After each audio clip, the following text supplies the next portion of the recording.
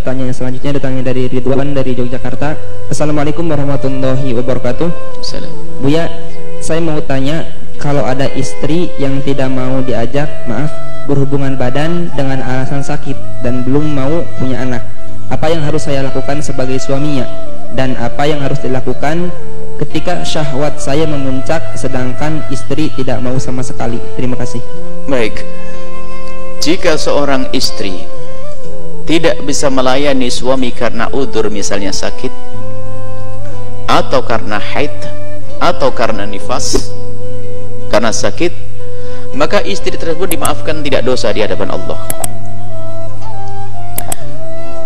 Tapi jika ada seorang istri menolak diajak berhubungan oleh seorang suami sementara tidak ada udzur, bukan karena haid, bukan karena sakit, kok tidak mau, ingat, dengar ancaman dari Nabi.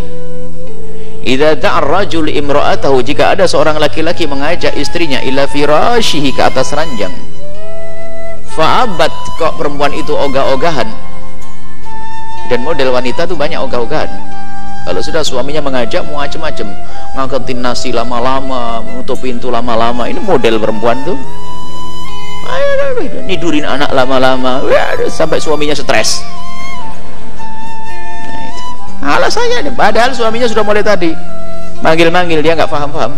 Bukan nggak paham, memang itu penyakit perempuan. Perempuan yang kurang paham. Kalau mengerti hadis ini, lihat, fa'abat, lalu kok ogah-ogahan sang perempuan tersebut. Fabata ghadbana, kemudian sang suami tadi semalam suntuk kok ngedongkol. La'anat hal malaikatu, maka terkutuk, dikutuk oleh malaikat, didoakan jelek, dikutuk oleh malaikat hatta tusbih, sampai pagi. Hadis ini bagi sebagian orang dianggap hadis merendahkan wanita. Masa gitu aja dikutuk malaikat? Anda memang bukan orang harmonis. Ini ada orang-orang yang Islam ngaco itu menganggap ini hadis merendahkan perempuan. Tapi bagi saya, bagi kami waktu membaca ini adalah hadis yang paling indah untuk perempuan. Coba, seorang perempuan diajak suaminya kemana? Naik gunung, ngangkat batu, berjemur, ke tempat yang paling indah di rumah kita, di atas ranjang. Ini kan paling enaknya, bukan? Kalau ada seorang perempuan suruh ngangkat batu oleh suaminya, kok nggak mau, dikutuk malaikat, bukan begitu kok. Diajak indah, makanya dalam pemahaman kami ini adalah hadis yang paling indah untuk perempuan.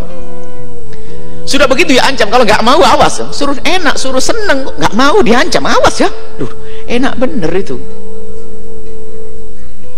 Dikutuk malaikat sampai pagi. Ini hadis paling indah. Artinya apa? Jangan sampai Anda sebagai seorang wanita semacam itu. Dan tingkat ogah-ogahan itu macam-macam, sampai tidak melayani suami, dosa besar.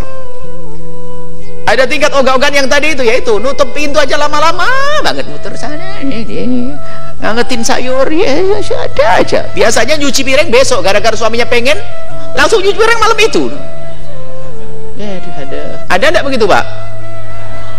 Ada. Wah, nasib buruk tuh. Baik, nah sekarang kalau tidak punya udzur, awas, hati-hati, jangan nolak. Kemudian pertanyaannya, jika Anda seorang wanita yang punya udzur, misal dalam keadaan haid atau Anda sakit, Anda harus menjadi wanita cerdas, aktif, inovatif. Mohon maaf, ini adalah ilmu. Kadang-kadang seorang wanita kalau sudah haid itu langsung libur, full libur, sholat tahajud libur, masakin sarapan libur. Suaminya orang yang takut kepada Allah, ketemu di jalan orang buka aurat, tersingkap, dia tidak sengaja, lalu bangkit sahwatnya, pulang ingin melampiaskan dengan istri haid.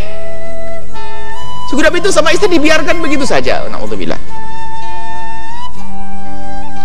Harus Anda tahu, wahai para istri yang soleha, memang di saat Anda dalam keadaan haid tidak boleh Anda melayani suami dengan mengizinkan memasukkan ke wilayah Anda, tidak boleh, dosa besar. Tapi Anda bisa menyenangkan dengan bermacam-macam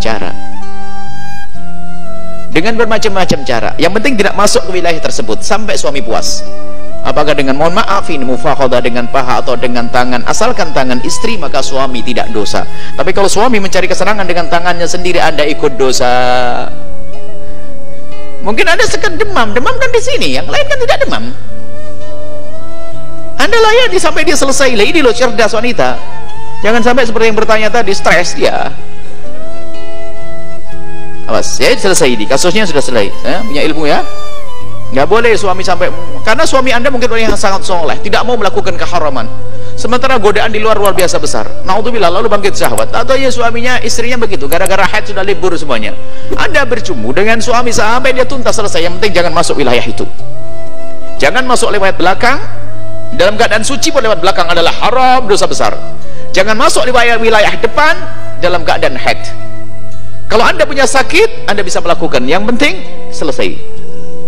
Suami, jangan sampai suami mencari kesenangan dengan dirinya sendiri, apalagi naudzubillah melakukan zina di luar gara-gara seorang istri. Naudzubillah. Baik, kemudian sisi lain, hei para suami, termasuk dosa Anda jika memaksa istri untuk melayani dengan cara yang khusus tadi. Jika istri tidak mampu, mungkin dalam keadaan sakit, Anda tidak boleh memaksa istri dalam keadaan sakit untuk melakukan itu.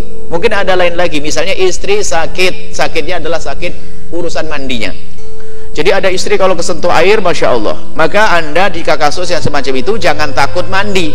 Anda tetap layani suami. Anda boleh bertayamum, agak debu, tayamum. Kenapa? Anda kalau bersentuhan dengan air akan merasa sakit, maka aja tetap ada caranya. Yang penting urusan yang satu ini tolong diselesaikan dengan ilmu juga.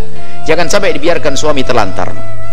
Nah, suami terlantar stres, naik pitam, makanya emosian.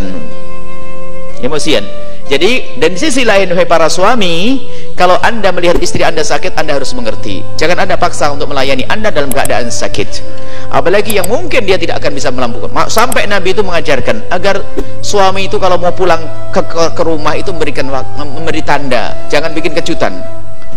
Bayangkan suami seenaknya, istri lagi tidur enak-enak dibanguni suruh melayani. Ya Anda zalim.